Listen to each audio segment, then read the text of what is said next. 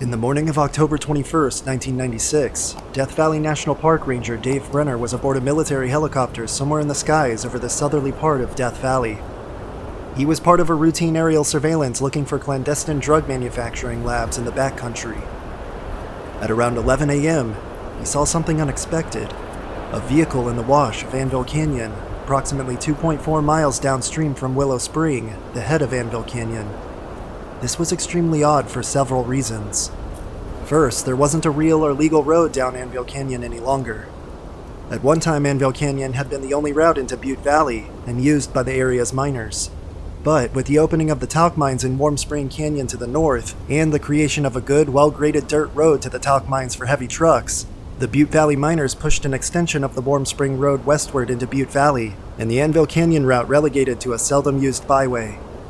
Then, in October of 1994, with the passage of the Desert Protection Act, Anvil Canyon was designated as part of an official wilderness area, thus prohibiting vehicle use in it. Not that the few locals seemed to adhere to the prohibition, as Anvil Canyon still received occasional, if illicit, use. The second piece of oddness in what Brenner was observing was that the vehicle appeared to be a stranded passenger van.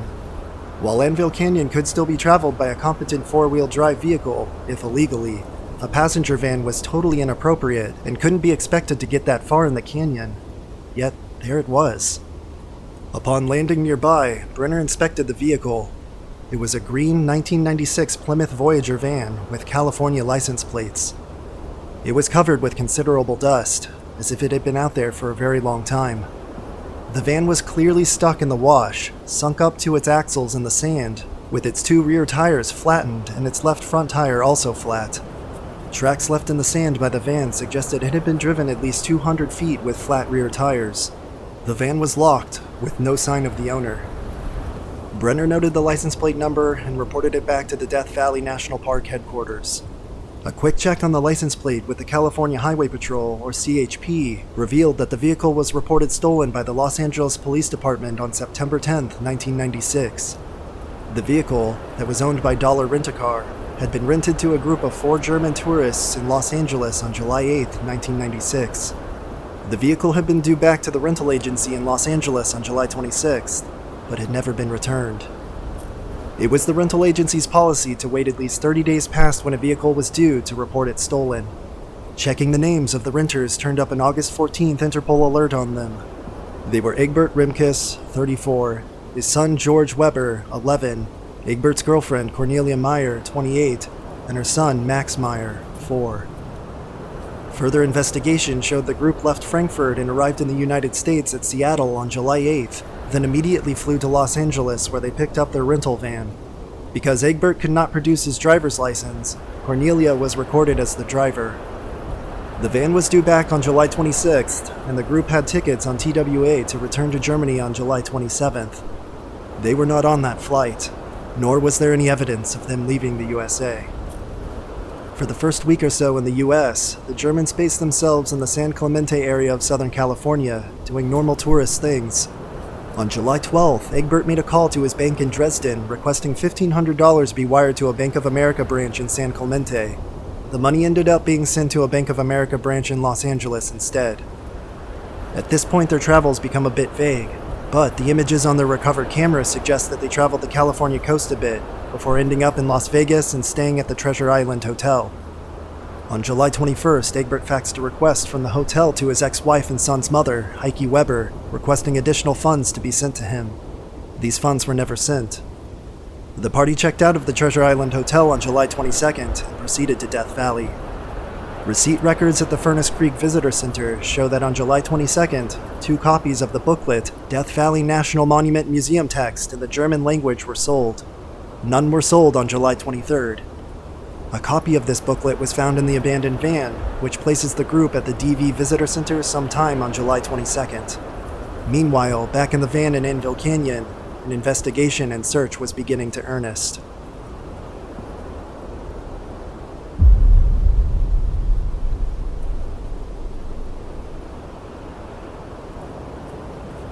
On October 22nd, the day after the van's recovery at around 10 a.m., Death Valley National Park investigator Eric in Maine was flown in via CHP helicopter to the site.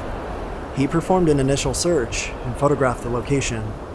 Other than Dave Brenner's tracks from the previous day, no other footprints were visible. There were some food wrappers that were found near the van, as well as some fecal matter and toilet paper, or cat holes. At 11 a.m., Inman returned via the CHP helicopter to Badwater Road in Death Valley, where he met with representatives of the Inyo Sheriff's Office, Detective Jim Jones and Corporal Leon Boyer. Following discussion, the Inyo Sheriff's personnel proceeded to the van's location via vehicle, and Inman was flown back in around 1 p.m. With Sheriff's personnel present, Inman opened the van's doors and an examination of its contents began. While there were many items of interest, of particular note was an American flag labeled Butte Valley Stone Cabin. This cabin, also known as the Geologist's Cabin, is located in Butte Valley 4.1 miles westerly from the van's location in Anvil Canyon. This cabin is a comfortable shelter, somewhat stocked with food, with a good source of water adjacent to it, Anvil Spring. The flag had apparently been taken from the cabin and indicated the party had been to the cabin at some point. Some other items of note found in the van were 2 unopened bottles of Bud Ice beer and 1 empty bottle, 1 empty and 3/4 full bottle of bourbon, several empty large water and juice containers, luggage and clothing, numerous exposed rolls of 35mm film, and a Praktica 35mm camera, 1 new Coleman sleeping bag in its box and 1 empty Coleman sleeping bag box, a tent, a pipe with tobacco, a leather card carrier containing Swiss bank cards and a city court card for Egbert, card from the Seahorse Resort in San Clemente, numerous toys, and an unused compact spare tire and jack. Under the direction of the Inyo Sheriff's Office, the van was removed from Anvil Canyon on October 23rd at about 2 p.m. by Miller's Towing of Lone Pine, and it was stored at their impound lot. Back at park headquarters, a review of visitor logbooks routinely collected by field rangers turned up as a valuable clue. The visitor logbook from the Warm Spring mine site, located on the route between the main city and Butte Valley, had an apparent entry by the group. Although difficult to read, on July 23rd it states in German, "We are going over the pass," and was signed Connie, Egbert, George, and Max. The pass referred to in the logbook entry was almost certainly Mangle Pass, located a few miles from Anvil Canyon at the southwesterly end of Butte Valley, and the only means by which to cross the Panamint mountain range for many miles. However, it's an extremely rugged route, traversable by only the most competent four-wheel drive vehicle and driver. It would be impassable for a vehicle such as the Germans were driving. Further investigation showed that the party had not stayed at the Furnace Creek Ranch or Inn, the Stovepipe Wells Resort, nor had registered at the Furnace Creek Campground. Their whereabouts at being at the Death Valley National Park Visitor Center on July 22nd and signing the Warm Spring logbook on July 23rd were unknown at the time. On October 23rd at 10 a.m., the first searchers were in place.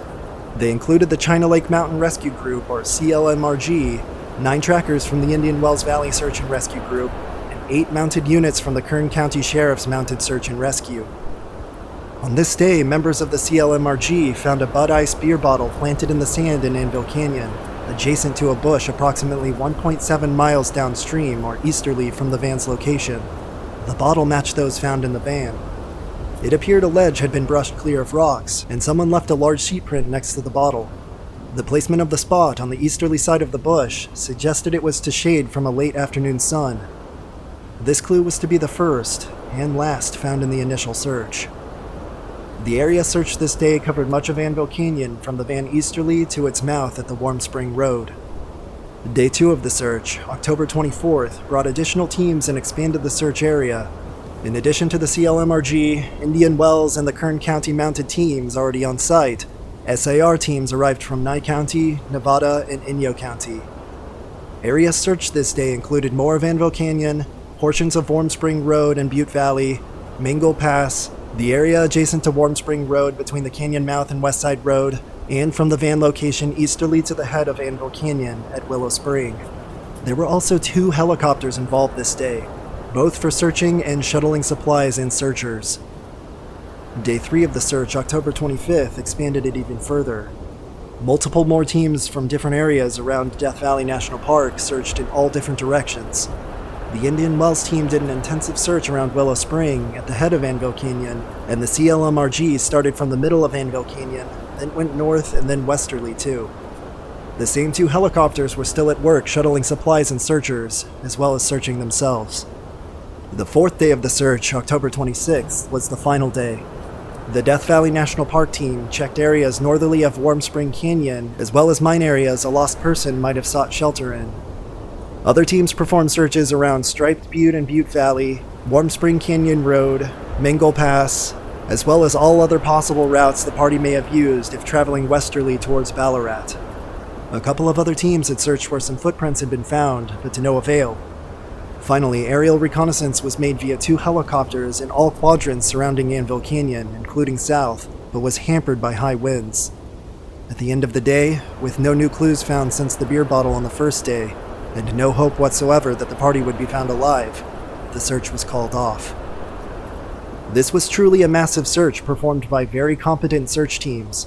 The CLMRG people alone are some of the best in this part of the country. There were over 45 searchers in the field and 2 helicopters in the air at any given time, and 8 horses on the ground. Costs for the search were approximately $80,000 in 1996 dollars. It was estimated by a Death Valley National Park spokesman that 250 people were involved in the search at one time or another. The areas searched were well-reasoned and a high probability of success was expected. Unfortunately, even a high probability is not a guarantee. In the years since 1996, numerous additional searches were made, some by search and rescue teams, some by private groups. CLMRG in particular made a number of trips back to search additional areas and examine mine shafts. Searches by private groups tended to be more informal and less is known about them. 2 of the more prominent individuals in this area include Dick Hasselman, a retired professor at Virginia Tech, and Emmett Harder, who had prospected in the Butte Valley area for many years. Both had conducted at least several searches in the area and wrote reports of their findings. Aside from these occasional searches, though, things remained calm and peaceful in Anvil Canyon. During his involvement with the incident, Emmett Harder had been guaranteed access by the Inyo Sheriff's Office to view the pictures recovered from the Germans' camera. Due to his familiarity with the area, he recognized a sunset picture looking easterly down into the main valley as having been taken at Hanapaw Canyon, located about 17 miles northerly of Warm Spring Canyon. Given the presence of the Germans at the Death Valley Visitor Center on July 22nd, and their Warm Springs logbook entry on July 23rd, this suggests that the Germans made camp in the upper reaches of Hanapaw Canyon the night of July 22nd. A couple of environmental conditions at the time of the incident are worth mentioning. Death Valley in summer can be a formidable experience, especially backcountry travel. Even experienced desert travelers with well-equipped vehicles may give second thought to such an idea. At the time the Germans vanished into Anvil Canyon, the following temperatures were recorded near the park headquarters at Furnace Creek. However, due to the higher elevation of Anvil Canyon, the temperatures were somewhat more moderate. In dry conditions such as Death Valley, the air temperature typically drops approximately 5.4 degrees Fahrenheit, or 3.05 degrees Celsius, for every 1,000 feet in altitude gained. At the van's location of approximately 3,100 feet, it would have been about 17 degrees Fahrenheit or 9.5 degrees Celsius cooler than Furnace Creek. Thus, the high temperature of the van's location on July 23rd would have been about 107 degrees Fahrenheit or 42 degrees Celsius, and the low around 79 degrees Fahrenheit or 26 degrees Celsius.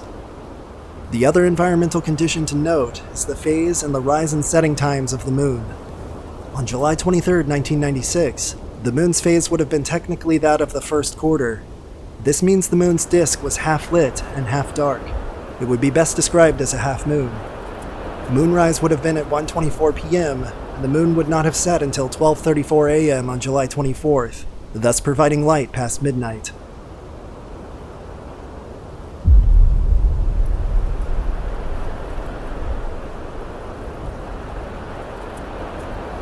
I first came across the story of the missing Germans sometime in the summer of 2008.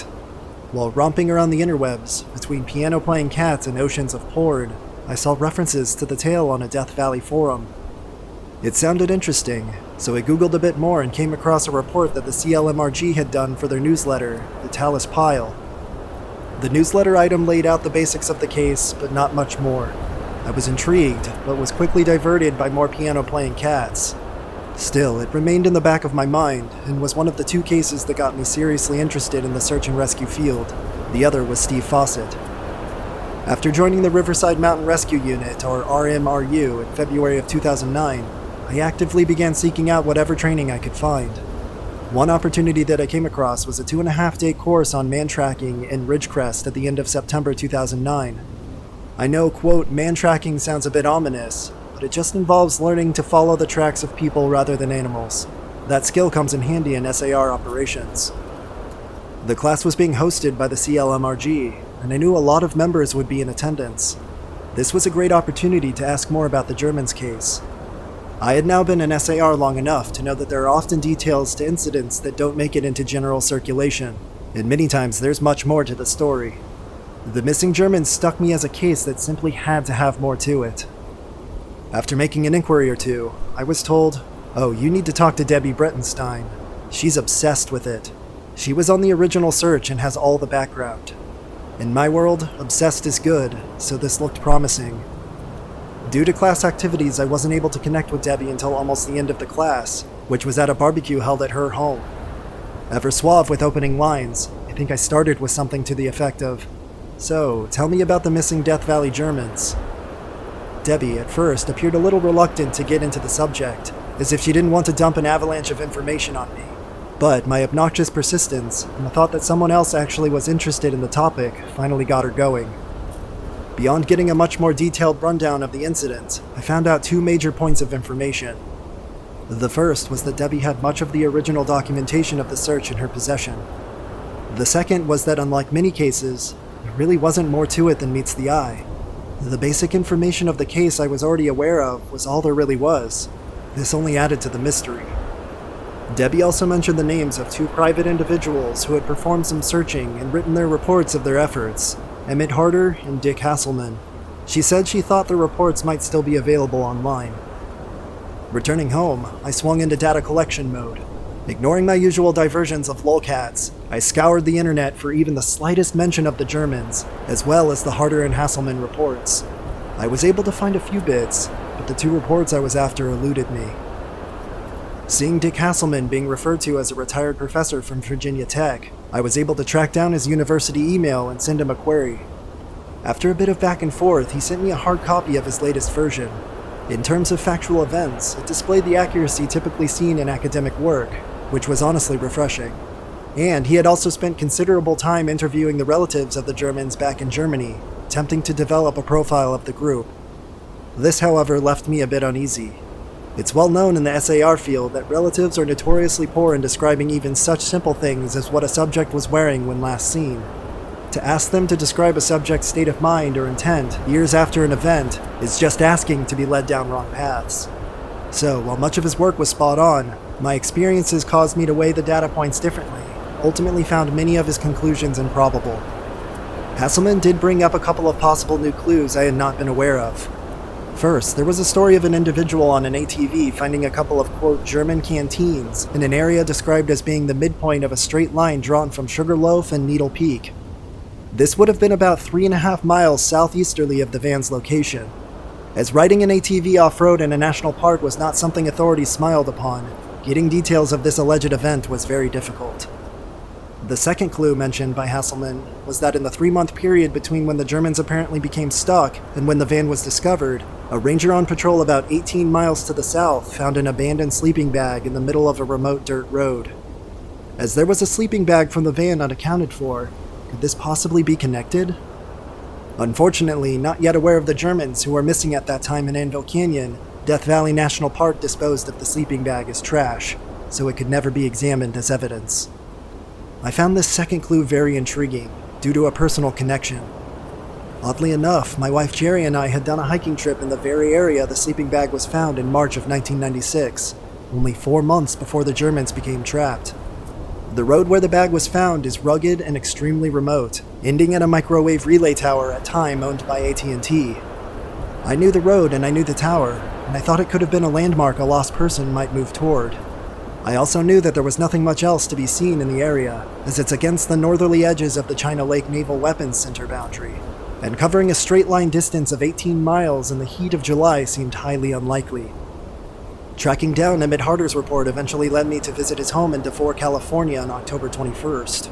We spoke for almost 4 hours about the case, the people involved, and the general area of Death Valley. He also provided me with a copy of his report called Cauldron of Hellfire. as well as a copy of the Death Valley Investigators Report by Eric Inman, and several other useful documents.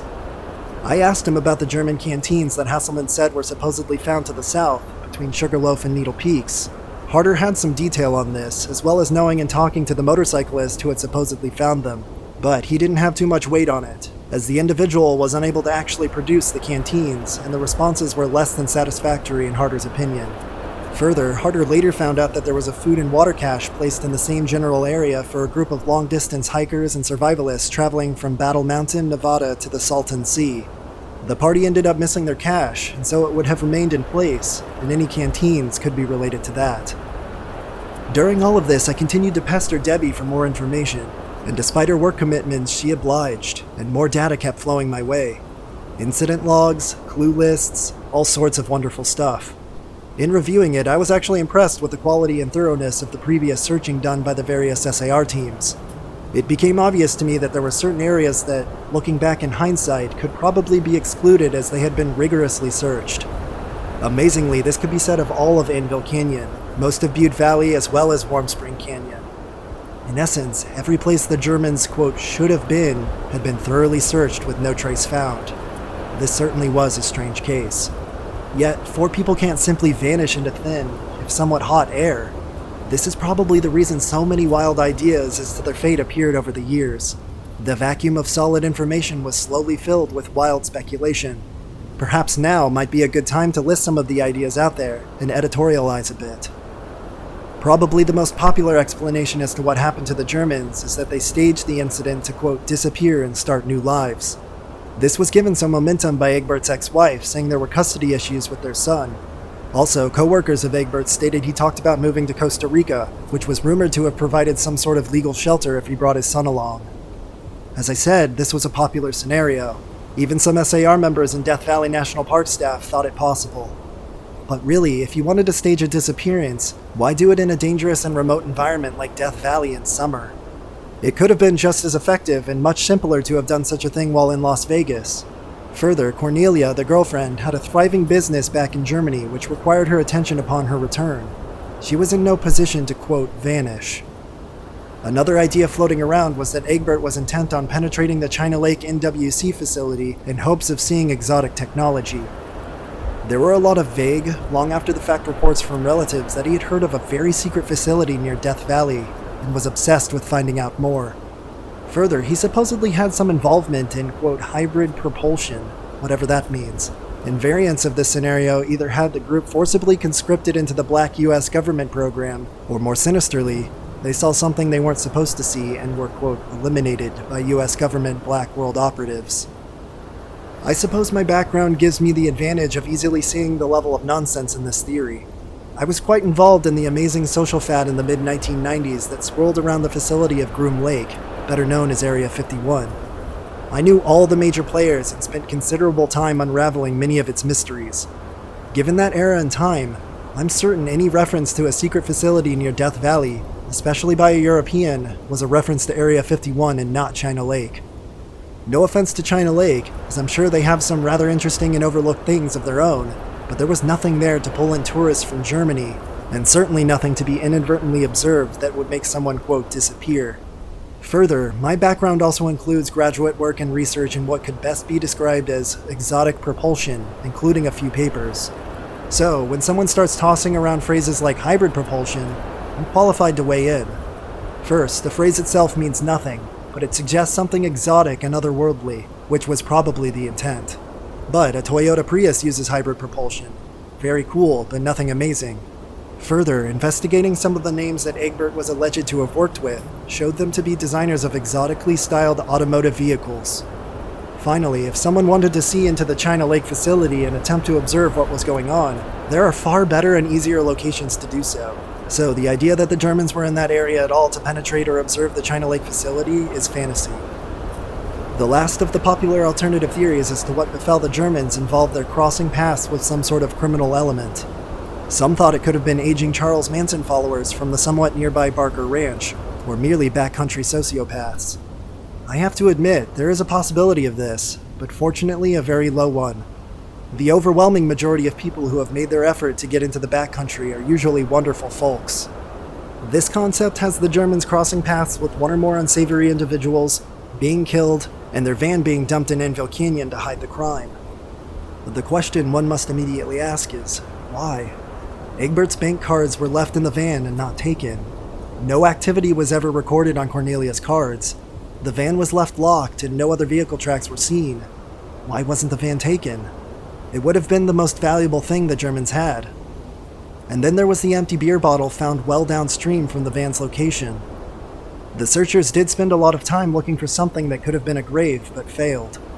Finally, while bad guys might not be the swiftest people in the world, why would they be hanging around the backcountry of Death Valley in summer? Of course, there were also the even stranger ideas like alien abduction. When people seemingly vanish into thin air, everybody jumps to blame the aliens.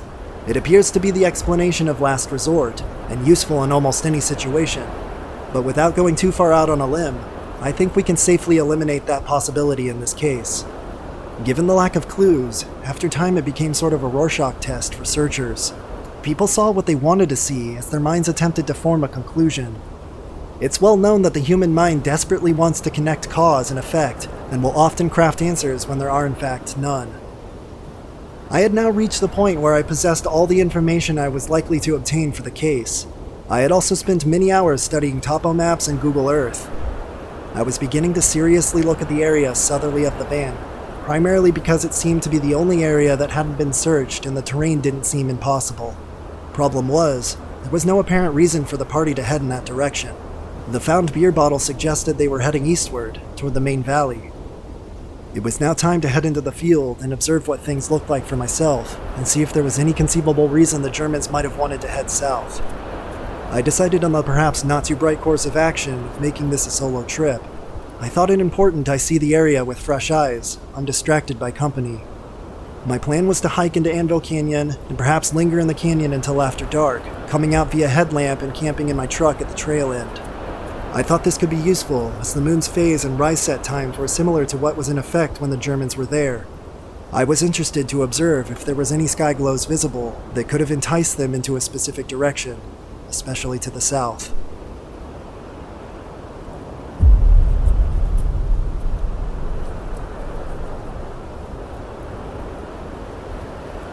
On Tuesday, October 27th, I managed to get out of the house by 4:30 a.m., more asleep than awake. After the obligatory stop in beautiful Baker for gas and what passes for fine dining at a mini-mart, I made it to the head of Anvil Canyon about 10 a.m. A couple of things struck me about the trip in. First, I was surprised at how long it took to get from the pavement of Badwater Road into Butte Valley. It was about 1.5 stinking hours with no stopping or sightseeing. Second, I was also impressed by how bad the road becomes at places after passing Warm Spring. Those sorts of observations were precisely the reason I wanted to do this first trip alone. I wanted to look at this all as someone who had never seen it before, as the Germans had, and note what feelings and impressions I got. And the underlying impression was that this was one very remote place, and I hadn't even left the truck yet. I started off from the truck and down Anvil Canyon about 10 a.m. It was very windy and pretty cool, maybe 60 degrees. As I left the trailhead at Willow Spring, I noted that there's no obvious way to know if there's really water present unless you go down and rummage through the brush. To a casual observer, it just looks like dense brush. On the way to the van's location, another observation, I was really amazed at how much burrow tracks look like human sneaker footprints. I could see how someone not knowing what they were could mistake them for fresh human tracks and maybe follow them. With the GPS coordinates, I made it to the van's location easily. There was a rock cairn present on the large rock near where the left front of the vehicle came to rest. I marked off the approximate outline of the van with flags and took photos to match those in the DVMP investigator's report. I marked off the approximate outline of the van with flags and took photos to match those of the Death Valley National Park investigator's report. It was pretty obvious how they took a right fork when the road, such as it was, actually veered left and ended up in no man's land. As I climbed up on the bank of the wash to the south to take overall pictures, it suddenly struck me that Egbert probably did the same thing and was at the same spot on the bank to get an overview of where they were. It was actually a very eerie feeling. I continued on to the bottle site, which I started calling the Bottle Bush, coming across some old bones. They looked a bit large to be human, and I'd guess burrow. I took some pictures and coordinates, and the bones were later determined to be in fact a burrow. Finding the Bottle Bush was a little tricky though. The coordinates I had from Debbie were rounded a bit, but close. I had printed out the 2 poor black and white prints I had of the location and was able to line up with the back hills for a good match. There was only about a 100-foot area along the wash where the topography lined up. If I had better prints, it would have been easy to find the precise spot, but it was close enough. I did find what I thought to be the bottle bush, although the ground in front of it looked like it had been eroded a bit by flooding in the intervening years. I sat there a while and thought about where I was, what I was seeing, and took some panoramas of the view. The seating location obviously suggests shading from very late afternoon sun. Early in the day it would have been in direct sun, so I think that puts a general time of day on when it was used. At this point the wind had picked up much more and the weather was getting colder and weirder. The main valley was dusty enough that I could not see past the mouth of Anvil Canyon in the distance or to the other side of the main valley. There was a real milky looking overcast that left me with an ominous feeling. Looking at the time, I was thinking I wouldn't be able to make it southerly past Squaw Spring as I would have liked, and still make it back to my truck by 5. I had already decided I didn't want to be out hiking in Anvil Canyon after dark, as there wouldn't be much of a moon with the overcast. Also, being there so low, the history of the place and the weather was all making things a bit more creepy for me. I decided I had time to poke a bit more down in Anvil Canyon, then up to Squaw Spring. My map showed an old road that ran from Anvil Canyon southwest up to Squaw Spring. As I traveled easterly down Anvil Canyon, I was looking for anything that might have enticed the Germans to head south. For most of the route that way was blocked by mountains, but near the bottle bush the topography to the south opened up, and I knew that Squaw Spring was up there somewhere. Having seen the burro tracks, I was assembling a marvelous scenario in my mind where the Germans had also seen them and had been led astray. They may have seen burro tracks heading up the road to the spring, and thinking they were human, followed them to the south. Of course, I knew that the CLMRG had returned to the area on a later search and thoroughly explored the Squaw Spring area without luck, but I put that thought aside and was quite proud of my idea. Sadly though, the idea was dashed when I reached the road bend. I used the term, quote, road in the loosest sense. The road up to the right was so faded it was almost invisible, and was so rocky it couldn't possibly have shown burro tracks. Nevertheless, I started up the road, climbing the alluvial fan towards Squaw Spring. Looking south, at this point I couldn't think of any conceivable reason why they would have been drawn in that direction. While the terrain to the south looked milder, there was no obvious attraction to proceed that way. As I reached the ridge opposite Squaw Spring, an incongruous clump of green on the hillside, it was almost 3 p.m. and time to get the hell out of Dodge, so I really didn't get to poke in the shrubs at all. Now, the quote road to Squaw Spring makes almost a 180 bend, so you end up going east down Anvil Canyon a ways, then backtrack up to Squaw Spring. To save distance and get out of this crazy place as quickly as possible, I decided to save time and just head cross-country almost straight back to the van, cutting off maybe 1 to 1.5 miles, and lots of walking in the sand. By now, the wind was howling, though not quite yet bad enough for goggles, and the temperature had dropped to the mid-50s. I got back to the truck around 4:40 p.m., after covering a total of just over 12 miles for the day. As there was still light for about another hour, I decided I'd just try for home rather than spend a night with the truck rocking in the wind, not to mention being a little relieved to return to civilization and away from this god-awful place.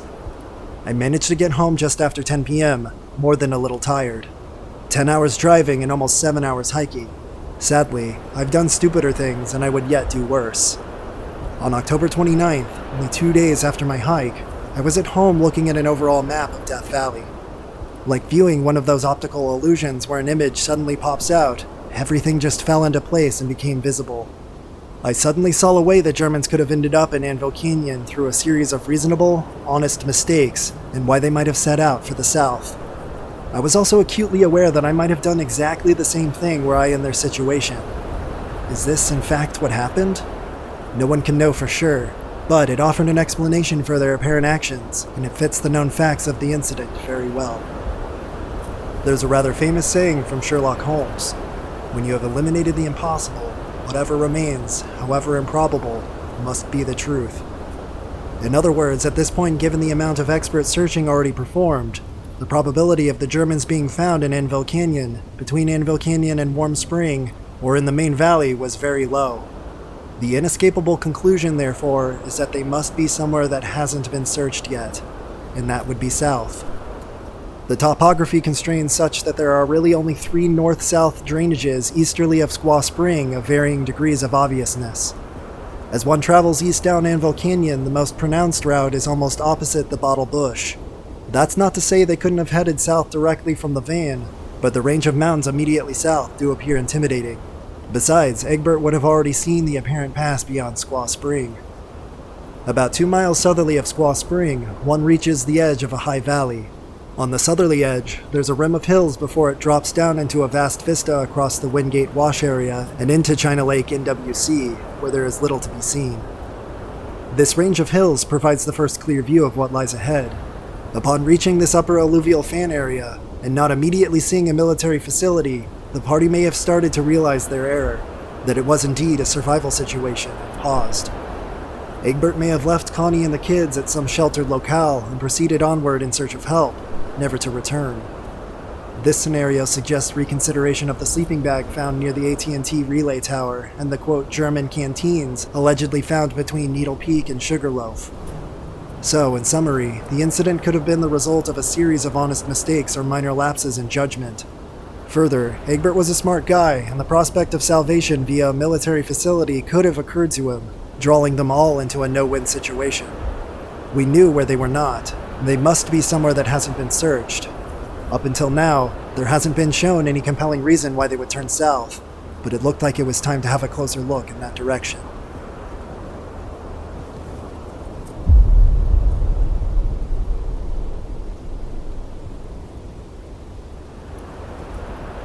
I finally had a theory for what happened that appeared to explain all the known facts. I wrote it up and quickly sent it out to those people I had been corresponding with on this project. I generally received back supportive, if wary feedback. Seems like everybody's gotta have a scenario. It probably didn't matter either way, because now I was on a roll. It was clear that exploring the upper alluvial fan was going to be a problem due to the lack of water. The only reliable source of water in the field was Squaw Spring, and that was 2 miles north of the area. Charlie Callaghan of Death Valley National Park had suggested Squaw Spring as a possible source of water to carry up to the upper area and cache for expeditions. The pace of my planning was accelerating. On October 31st, I sent out an email to a number of individuals proposing an expedition in the near future to this upper alluvial fan by way of Squaw Spring. The idea was to take on water at the spring and carry it up to the search area, making camp for 2 nights. The water would allow for 1 full day's searching, and then return out via Anvil Canyon on day 3. Unfortunately, most were busy, or it just sounded too stupid for them, and I received minimal responses. But at this point I wasn't about to let it go, so I convinced one of my RMRU teammates, Les Walker, to come along. So early on the morning of November 11, 2009, I picked up Les in Riverside and we blasted out to the wilds of Death Valley. This outing was to be a bit more, quote, participatory than some. In addition to the usual PLB I carry, Les was bringing along a spot satellite tracker. He set it up to periodically report our location to overhead satellites, which would relay the points to a web page showing Google Maps. People whom we invited would be able to observe our location in near real time on that web page as the trip progressed. We also took the precaution of notifying staff at Death Valley National Park, as well as Debbie of CLMRG, of our plans in case something went weird. Not that that ever happens. After passing through the gloriousness that is Baker yet again, and feasting on mini-mart goodness, Les and I made it to the trailhead and started down Anvil Canyon around 11:30 a.m. on a wonderfully cool and sunny day. Les wanted to see both the van and bottle location, both of which we reached surprisingly quickly. From the Bottle Bush, we turned south and headed almost straight for Squaw Spring. This turned out to be a pretty hard climb, or maybe it was just that our packs were full. Either way, it sucked, but it was about to suck even more. We reached Squaw Spring around 2 p.m. and proceeded to search for any open water with which we could top off our tanks. This was somewhat of an abort situation for us. If we were unable to find extra water at Squaw Spring, we had just enough with us to proceed to our planned campsite high on a corner of the upper alluvial fan, spend the night, and return out immediately the next morning. So water, at this point, was rather important if we were to do any real searching. Unfortunately, that was proving to be a bit difficult. We spent about 30 minutes searching through the green clump of trees and brush on the hillside to no avail. Lots of growth, but no open water from which we could pump from. Next, we checked on one of the adjacent ravines with lush green growth. Again, no water. Finally, a short distance from our original target, we found a ravine thick with reeds, which contained a small but nice pool of water.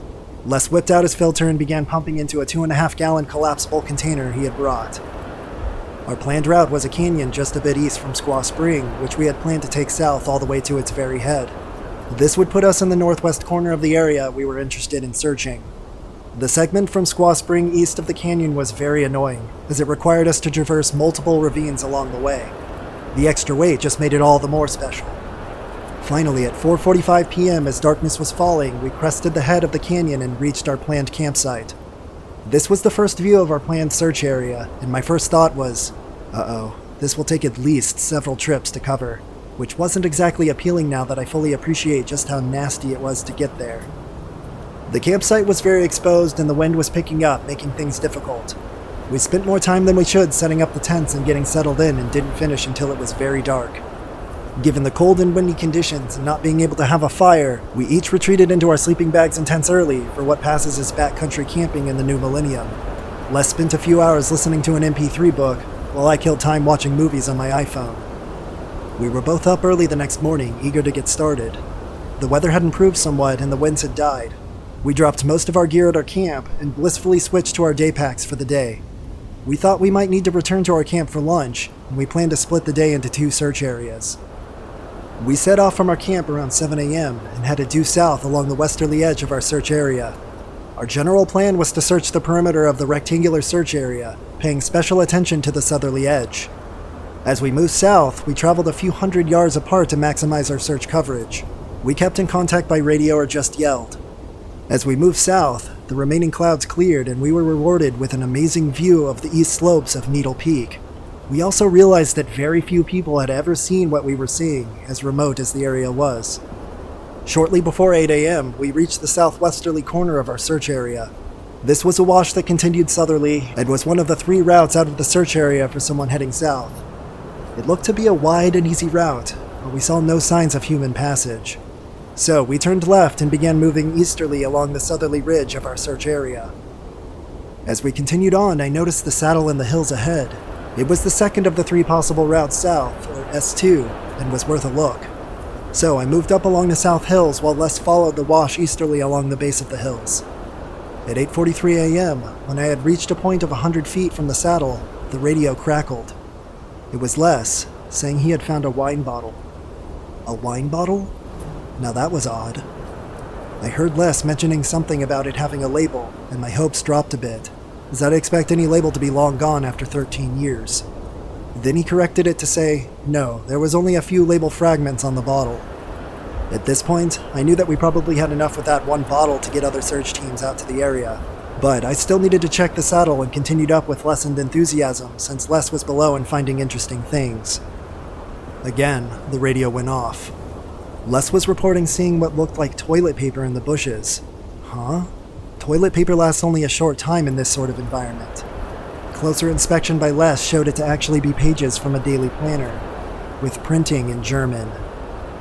At this point it was clear Les had found something very significant down below, but I needed to finish searching the saddle before joining him. By now I had reached the saddle and was struck by the sweeping vista to the south. While the route below me, heading off to the south, looked like a very easy path, there was nothing to be seen in the distance. Just vast, empty spaces. I was interrupted by the radio again. Tom, we have some bones here. It was time to rejoin Les. Les's spot was about 600 meters away from me to the northeast, and I hurried to descend. By the time I arrived, I found Les at the base of a vertical, north-facing 30-foot cliff at the north end of a small hill. It was 9:14 a.m. I was standing on the top of the hill, looking down on the scene. I could see a number of white items, which were clearly skeletal remains, scattered over a wide area. As I was headed down from the saddle, Les found a wallet full of ID cards. They all said Cornelia Meyer. We spent the next hour carefully examining the site. The debris was scattered over perhaps 150 meters, but seemed to radiate out from the cliff face. There was a small but active wash near the base of the cliff, which Les had been following. It seemed to disperse some items slightly downstream. We observed multiple items we believed associated with Cornelia, due to their proximity with her ID, including her passport and bank ID with photo. Les found a toothbrush and a tube of some sort of salve or toothpaste. In a small side wash to the northeast, we found remains of a small shoe that could have been a woman's shoe or that of a child. We found portions of Cornelia's day planner, with numerous business cards from places the Germans had stayed on the trip. In addition to the 2-liter wine bottle, we found a clear bottle about 70 feet downstream. This was later identified as one of those Bud Ice bottles from the van. But the more time we spent exploring, the more perplexed we got. We are anything but anatomy experts, but it seemed as if we were seeing the remains of only one person, Cornelia, and all the other items seemed to point to Cornelia too. Where were Egbert and the kids? Apparently our mystery wasn't over yet. But we were impressed with one amazing fact. To reach this spot required them to have hiked 8 or 9 miles over rough terrain, in street shoes, in July. In my mind, they had earned a lot of respect for this accomplishment. This was a tough group. As we took an overall look at the location, we noted the connection between the saddle and the cliff face.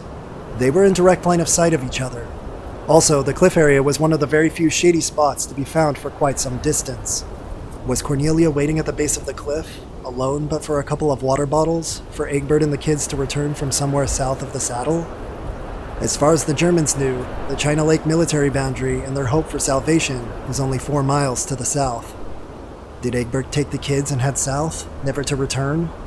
We couldn't tell, but we knew we had enough to finally crack a 13-year-old mystery. Now all we needed to do was get the information out. We decided what we found was of enough magnitude to cut short our search plans and report it to the Death Valley National Park headquarters at Furnace Creek as soon as we could. It was also a great excuse not to have to spend another night out here. At this point, it was just after 10 a.m., and we knew if we hustled, we could get all the way out to Furnace Creek before things closed at 5 p.m. We figured we were just under 2 miles from our camp, then another 9 miles to get back out to the truck. What with the hiking we had already done that morning, it was shaping up to be a long day. Before we departed, Les and I decided to bring back some of Cornelia's IDs as proof that we weren't just some morons jumping to conclusions. We were aware of the evidentiary nature of the stuff, but it had been sitting in the wash for 13 years, so we weren't likely to mess up anything. We chose items we wouldn't damage in transit, and we certainly didn't disturb any of the skeletal remains. So we carefully packed up the wallet with the ID cards and started off. After a long and dreary slog, but moving as fast as we could, we reached the truck at about 2:20 p.m. We knew that we had a good 1.5 hour drive before we would reach the pavement of Badwater Road, and then maybe another hour before we could even reach Furnace Creek. The less said about our speed as we drove toward Furnace Creek, the better. I'm not certain what the statute of limitation on speeding in a national park is. Suffice to say, we screeched into the visitor parking lot at 5:02 p.m., 2 minutes after closing. Les had put on an RMRU t-shirt, and I had put on an RMRU cap in an attempt to show that we weren't just your average wankers coming out of the desert, even though in fact we were. As we came up to the locked door, we saw there was still a ranger putting some stuff away behind the counter. We knocked on the door and motioned to her in a manner that was meant to convey both urgency and coolness, as there were some tourists outside sitting next to us looking at maps. As the ranger came toward the door, I was trying to figure out how to whisper to her through the glass that we found some human remains in the backcountry and needed to speak with an adult-type person. But she suddenly saw our RMRU logos and let us in immediately. We were brought back into the Death Valley National Park offices behind the visitor center, where a couple of the staff and the chief ranger waited for us. As Les and I were assigned to writing out our individual narratives of what happened, more staff streamed in saying that they had heard one of the Germans had been found. We could hear outgoing phone calls being made. With all the comings and goings, it was hard to tell who was who and what they did. Eventually, Les and I were put on the phone with the Inyo County Sheriff's Office investigator and answered some of his questions. He asked us if we would be willing to stay over until morning when he could arrive and more thoroughly interview us at 8 a.m. As much as we would have liked to have left for home, we reluctantly agreed. Both Les and I were up early the next morning and showed up at the park HQ well before 8 a.m. One of the rangers came out and said we were wanted on the airstrip about half a mile away. Waiting there, we saw some Inyo SAR members, officers from the Inyo County Sheriff's Office, and a Seahawk helicopter. They needed one of us to accompany them back to the site in a helicopter and show them what we found. Les generously suggested that I accompany them, and he'd stay back and speak with the sheriff's staff. We set down several hundred meters from the site so as not to disturb it with the rotor blast and the passengers piled out. Having come from sea level at Furnace Creek to almost 4,000 feet, it was surprisingly cold and I was glad to have brought my parka. As the Seahawk departed to the north to bring back another group, I pointed out the major areas Les and I found. I ended up walking with one very pleasant individual who didn't seem overly familiar with the case and was asking a lot of questions. Curious, I finally asked what agency he was with. The FBI, he replied. Oh great, I thought. It turned out to be fairly routine, as it was a case involving foreign nationals within a national park, so the FBI wanted a cursory look at it. The bonus to this was the reason we had the air support was to get the FBI agent onto the site. Soon I heard the helicopter returning with more law enforcement and SAR personnel. I asked if I was needed anymore, and I was told I could go, so I was the only passenger on the return back to Furnace Creek. It was now the late morning of Friday, November 13th, and we were finally cleared to leave. The Inyo Sheriff's Office did request we minimize our contact with the press, as until the remains and other evidence could be removed from the site, they would be in jeopardy if the location were known. By the time we reached Barstow, though, the news of our find was out on the wires.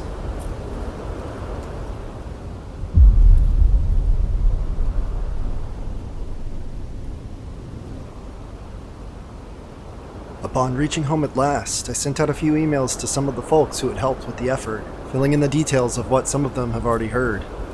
Unfortunately, I was a bit naive in my trust of certain individuals, and some sensitive data eventually got leaked on the internet.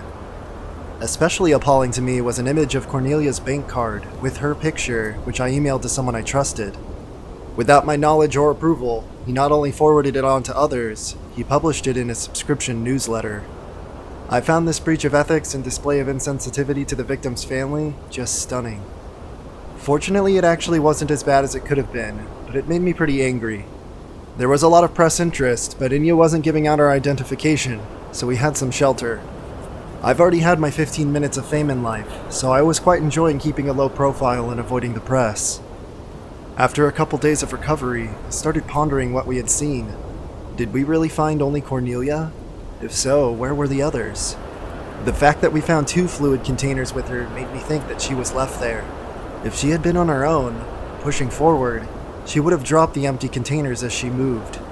Factor in the available shade in the site's view of the saddle, and it suggested to me that she was waiting for someone to return, someone who had continued over the saddle. But once over the saddle, where would they have gone? I knew that there was no military base visible in the valley to the south. There were only 2 possible man-made structures present for many miles. The old AT&T microwave relay tower and the Wingate airfield, a strafing target area consisting of junked aircraft on scraped dirt. It was a mock airstrip inside the China Lake NWC military boundaries. Pretty quickly, there was word of an impending large evidence search at which RMRU would be invited. Somehow I ended up being the contact person, and on November 11th, I got a call from Corporal Terry Waterbury of the Inyo County Sheriff's Office. He identified himself as the quote search manager for the upcoming effort. He began filling me in on a plan, which left me more than a little surprised, given that the idea was to assemble upwards of 30 people in Butte Valley in just over a week and a half to do the search. And when I asked about air support, he told me that they were at the mercy of the CHP, as they would provide a helicopter if available. I was further informed that the helicopter was primarily for the insertion of cadaver dogs, as the corporal seemed to be entertaining the idea the area was a potential homicide scene. To me, this was a nuttier plan than what Les and I had just pulled off, and ours was fairly wacky. I'm afraid what I viewed as rising concern on my part due to my knowledge of the area was interpreted by Corporal Waterbury as general obnoxiousness on my part, and he grew more than a little testy. For reasons I still don't fully understand, the search planned for November 20th through 23rd imploded and was postponed to December 4th through 6th. I never heard from Corporal Waterbury again, but instead got a call from Deputy Tim Winkler of the Inyo Sheriff's Office, who seemed to have taken over the planning, or at least was the guy at Inyo Sheriff's assigned to deal with me. I had a couple of telephone conversations with Winkler and knew that he was also interested in the area southerly of where the remains had been found, so any searching would likely include some of that area. On November 21st, since the big search had been postponed, Jerry and I decided to do a day hike at the AT&T relay tower to check out its visibility. I wanted to see if someone heading south from where the remains were found could see the tower and perhaps be attracted to it. We also wanted to hike to the Epsom Salt Works, which while still in Death Valley National Park, would give a good view of the north, across the China Lake property to the south slopes of the area of the remains. We found the facility in worse shape than our previous visit in 1996. I noticed from a sign on the fence that the facility is no longer owned by AT&T, but rather American Tower. This time the gate was open, and vandals had been taking their toll on the building, and all the antenna feed lines to the horn antennas had been removed. On the plus side, this meant it was safe to go up the actual tower and check the sight lines. I was very surprised to find that there weren't any sightlines to the north at all. The tower was situated to provide some sort of east-west linkage, and the mountain range it was on blocked the view completely from the north. In order to catch a glimpse of the tower, someone would have to be far to the west at the Windgate airfield to see it. Further, there was no anti-collision lights on the tower, and didn't appear like there had been any since 1996 either. It appeared impossible the tower could have been any sort of attraction to someone to the north. Leaving the tower, we drove a couple miles back down the road to the trailhead for the Epsom Salt Works and started hiking from there. At this point, we were only 10 miles south of the remains, and the entire southerly expanse from the remains was clearly visible. I took a lot of pictures and we called it a day. As we returned to our vehicle, we hiked past the very spot where in August of 2009, a mother and son were trapped when they got lost in their four-wheel drive, ending up driving off the road and their vehicle stuck in a collapsed animal burrow. They were found after 5 days, but not before the 6-year-old son succumbed to the heat. It was not lost on me how close this was to where the Germans perished, and how unforgiving the area is. Eventually, the matter became moot. Around this time, I heard again from Deputy Winkler. He had been doing a bit of investigation into the sleeping bag found on the AT&T Tower Road, and turned up some new information. In speaking with the original investigator on the case, Winkler was able to roughly place a date as to when the bag was found. It appeared the bag was found and retrieved in the month of September 1996.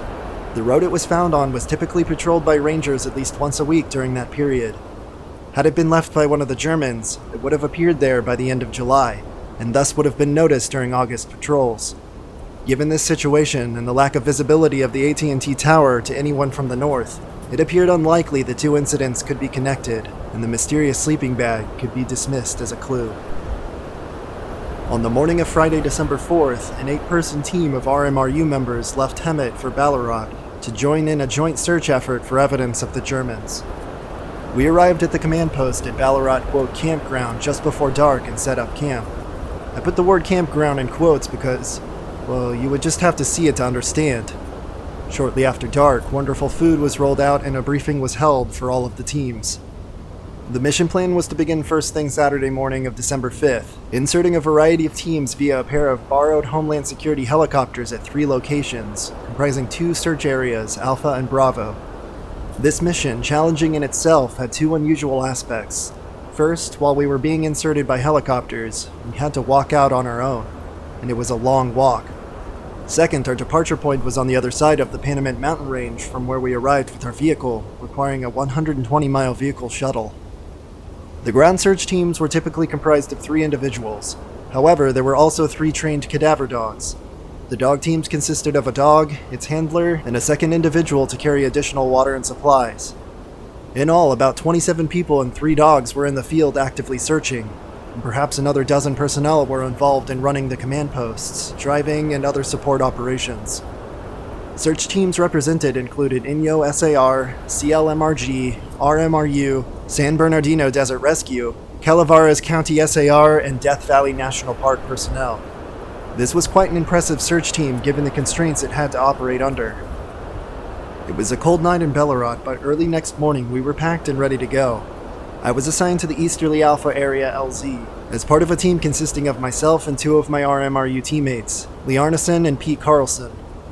The first helicopter out carried the radio repeater, and the second helicopter carried Lee and Pete. I went out on the 3rd helicopter flight, along with Les Walker, a dog, and his handler. Les and the dog handler were a dog team assigned to operate out of our LZ. After a wild flight down low through the canyons, we were dropped in a spot that was about as close to the middle of nowhere as I've ever been.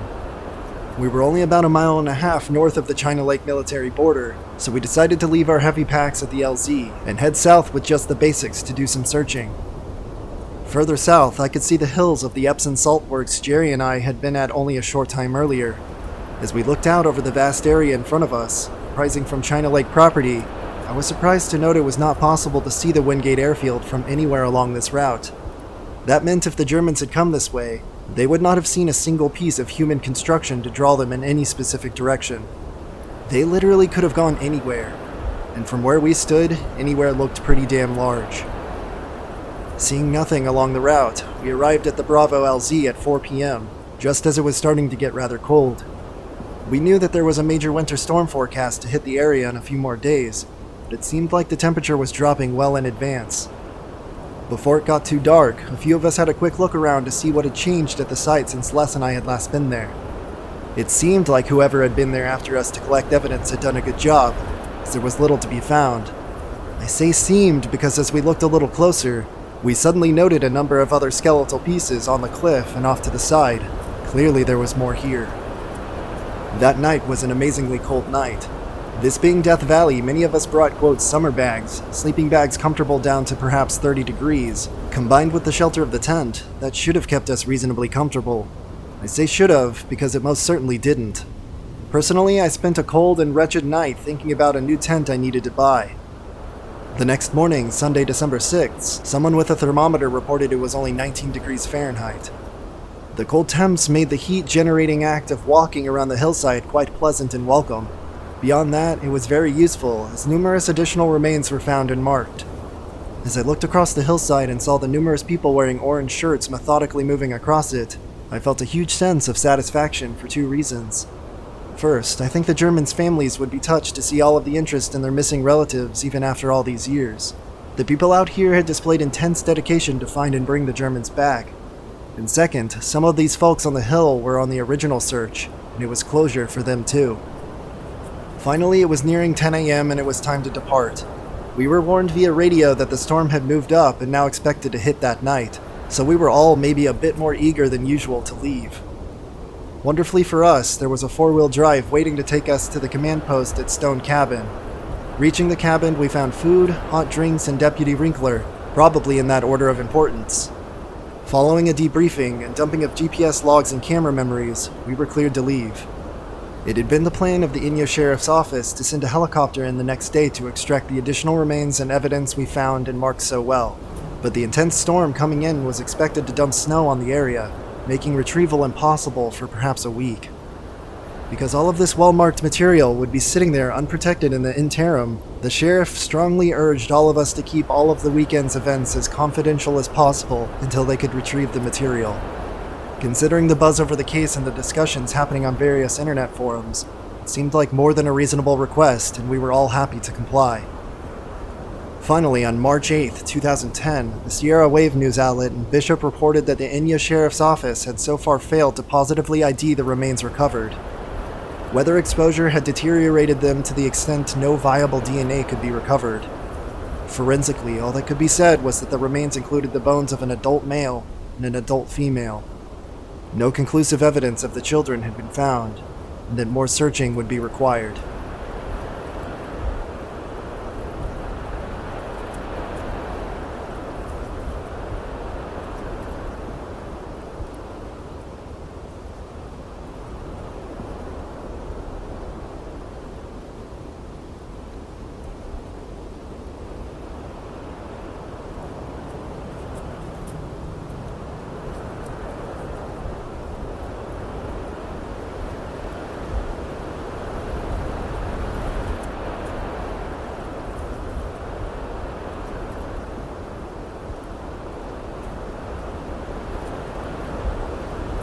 So that's where my story of the Germans wraps up. We didn't find the kids, but we cracked a pretty good missing persons case and brought closure to some families. Up until this point, the families never knew what happened to their loved ones, and were left to the devices of their imaginations, and that's usually not a good thing. And we had some really outstanding adventures while doing some good, something I'll always remember. I learned some valuable lessons, such as finding human remains in the backcountry subjects you to all sorts of bureaucratic craziness. So, this was the end. No. Turned out I wasn't exactly right.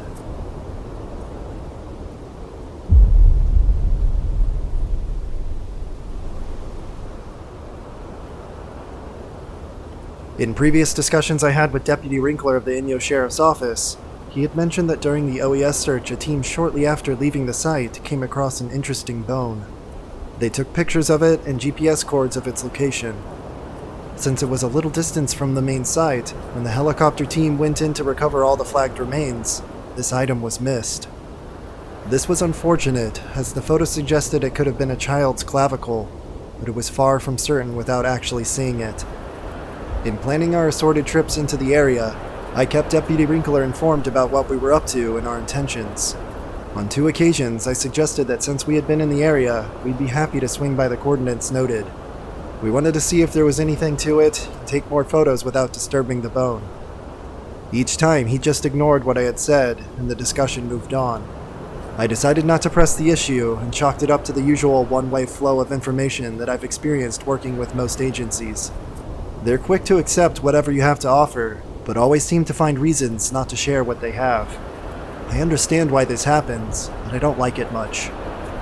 On December 6, 2010, I received a phone call from Deputy Winkler. About a week prior, Inyo County took a helicopter out to the mysterious coordinates and dropped off 4 or 5 people for an overnight stay. They covered that area and found some children's shoes, as well as some small bones, possibly of the children. These bones, as well as those presumed to be Cornelia's, were going to be sent to an advanced research facility in the Midwest to attempt DNA recovery. That process was expected to take 3 months. I asked about when they might be releasing info to the public, and he said that they were having a meeting about it that afternoon to decide what to do. The case wouldn't be officially closed until DNA came back, though. One of the main points that he wanted to get across to me was that if our motley group went back to the area and found anything, the Inyo County Sheriff's Office didn't want it. He also said that they had returned the personal effects to the families in Germany, and wished to do so with the bones. I asked him where they found the kids' stuff, and he said about 75 yards from the knoll. I'm inclined to think that this location is BS, because Winkler wasn't actually there. There had been plenty of coverage near the site, including what we did, which extended well beyond 75 yards. When Winkler first told me about the possible child's bone find, we thought it was about a half a mile away from the site. Since it was found by a departing searcher, it would have had to have been northwest of the site, on the route to the crest. On our last trip, we passed through that part of the area as we headed northwest to climb a light-colored hill. He also mentioned the shoes were found north of the site, in a wash. This also sounded very odd to me, being familiar with the terrain, so I got location answers that were literally all over the landscape. So, that was it. Perhaps it was really all over at last. I always found Winkler to be a good guy to deal with, and he did a great job running the OES search, but it felt more than a little galling that these Inyo guys had been sitting on a location for almost a year while we were busting our asses to get in and search. Had they shared their info, then perhaps things could have been brought to closure in April. Of course then, it wouldn't have been by Inyo County folks, and maybe that was important to them. As a follow-up to preparing this narrative, on April 11, 2012, I sent an email to Karma Roper, the Public Information Officer for the Inyo County Sheriff's Office. She and I had exchanged email correspondence shortly after we first found the Germans. I said that I knew about the helicopter trip in and the recovery of some additional items and remains, but I never saw any sort of official announcement from their office of either the recovery or any results. I asked her if any further identifications had been made, but she never responded. There's more I could write about all of this, but I think I'll just shut up and let it all be.